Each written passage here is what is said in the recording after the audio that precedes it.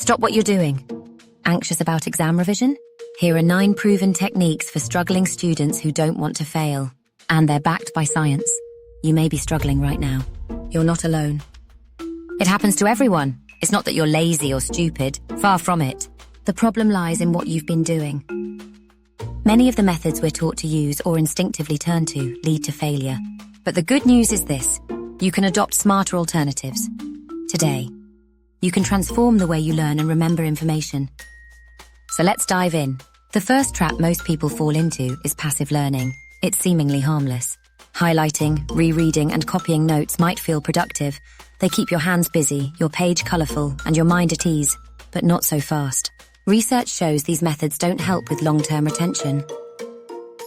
Why? Because they require very little brain effort. Your brain, like any muscle, grows stronger with challenges.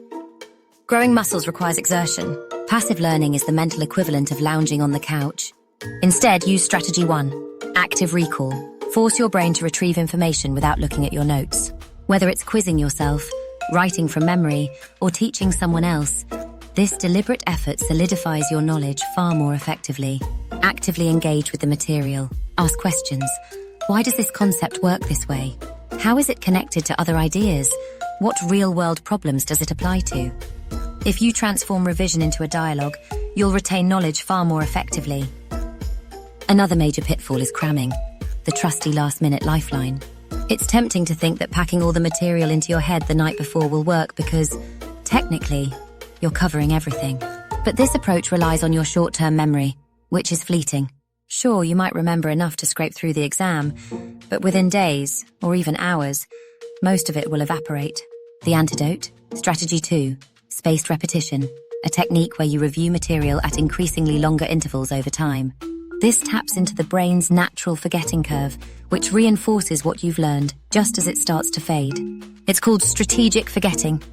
That's right. Forgetting and relearning strengthens neural pathways, enhancing long-term memory. With tools like flashcards or apps designed for spaced repetition, you can make this process powerfully effective. One of the sneakiest culprits of ineffective studying is multitasking, which often masquerades as productivity. You might think you're being efficient by revising with the TV playing in the background, keeping an eye on your phone, or toggling between subjects. But in reality, multitasking splits your attention and prevents deep focus. The brain isn't wired to juggle multiple cognitive tasks simultaneously. Instead, it switches rapidly between them, creating a fragmented learning experience. True productivity lies in single tasking, and that's strategy 3. Create a distraction-free environment, focus on one topic at a time, and watch how much more deeply you can engage with the material. Another reason study strategies fail is a reliance on learning style myths. There's the belief that you need to tailor your methods to being a visual, listening, or tactile learner. While it's true that people have preferences, science has repeatedly debunked the idea that these styles significantly affect learning outcomes. What matters more is the method itself. And that brings us to strategy 4. Techniques like dual coding, combining visuals and text, or creating mental associations are universally effective because they engage multiple areas of the brain. Visualization is the key. Try to see the concepts in your mind. Diagrams, mind maps, and flowcharts can make a page of dense text easily digestible. Experiment with different styles because different methods can enrich your learning experience in different ways. One common but overlooked problem is poor goal setting.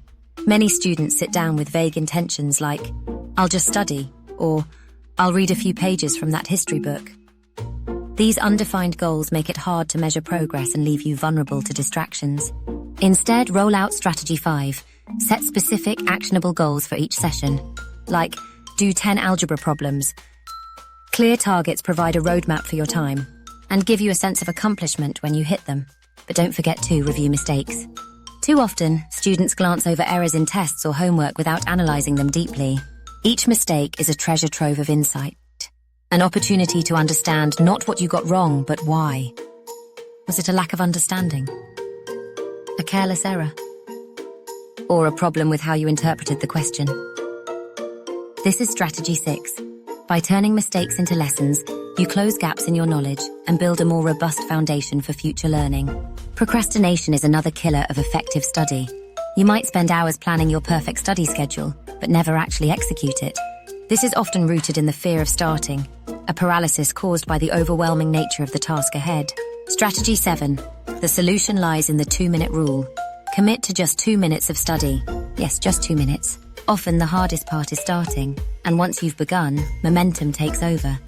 Small, consistent actions compound over time, turning procrastination into productivity. Now for strategy 8.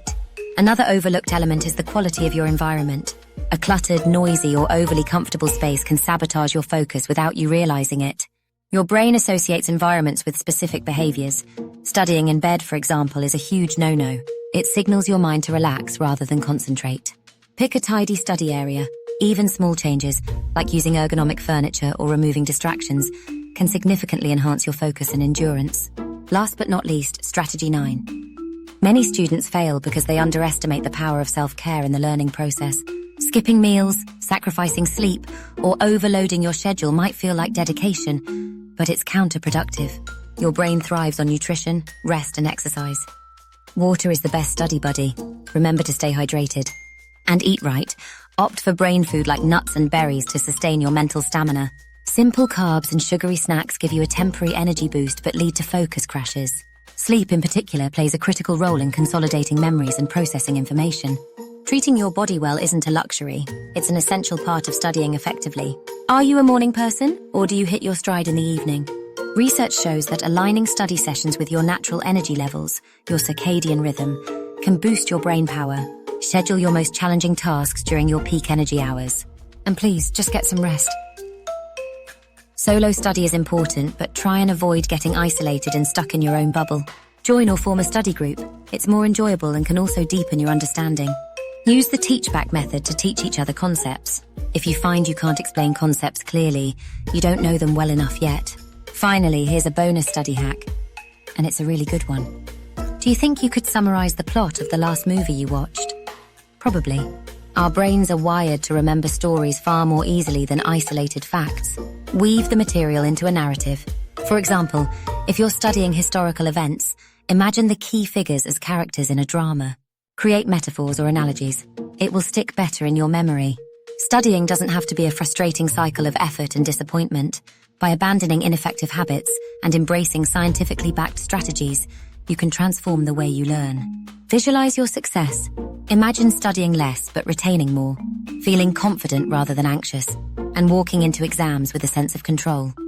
That's not just possible, it's entirely within your reach. The next time you sit down to study, don't just open a book and hope for the best. You need to take control of the process.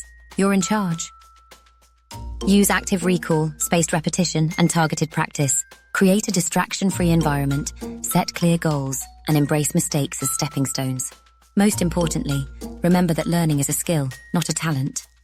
With the right tools and mindset, you can master it and unlock your full potential. You've got this. If your revision topic involves making logical arguments, you'll find this video useful too. So check it out, and don't forget to like, share, and subscribe.